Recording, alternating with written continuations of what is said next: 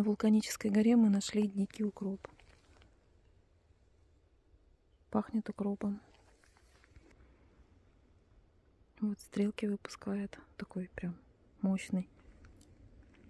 Я даже не знала, что укроп может быть диким.